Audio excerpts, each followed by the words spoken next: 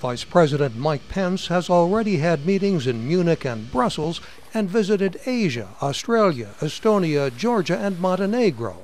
His fourth overseas foray will take him to South and Central America, where he can play a helpful role at a time when many countries are trying to understand the Trump administration's foreign policy, and when many State Department positions under Secretary Rex Tillerson are vacant. Joel Goldstein is an expert on the vice presidency. We spoke by Skype. And that creates a bit more of a burden, I think, on people like the Secretary of State and the Vice President to be available to do high-level traveling. Vice presidents since Richard Nixon, who engaged in a heated impromptu debate with Soviet leader Nikita Khrushchev, have had a hand in diplomacy. It has been accelerated by vice presidents who follow. I mean, George H.W. Bush, as vice president, made 41 trips, or an average of 5 a year, overseas. Pence makes 2 stops in Colombia, which is implementing a controversial peace agreement with the rebel group FARC. He will be updated on Colombia's efforts to reduce production of coca for cocaine.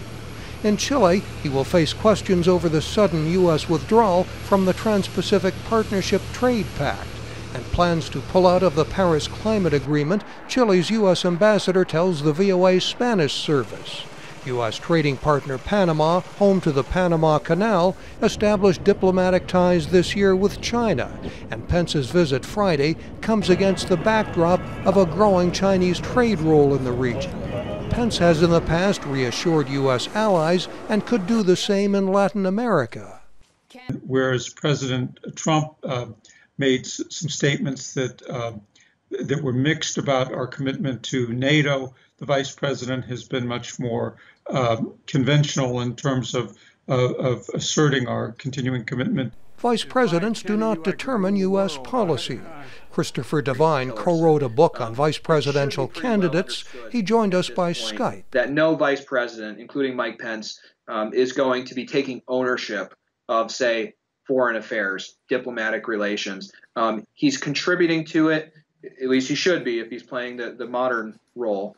And what he's doing is helping the president to carry out his policy. Vice presidents have been key intermediaries and trusted presidential advisors, and these analysts say that Pence's diplomatic role is conventional so far under a president who has promised to do things differently. Mike O'Sullivan, VOA News, Los Angeles.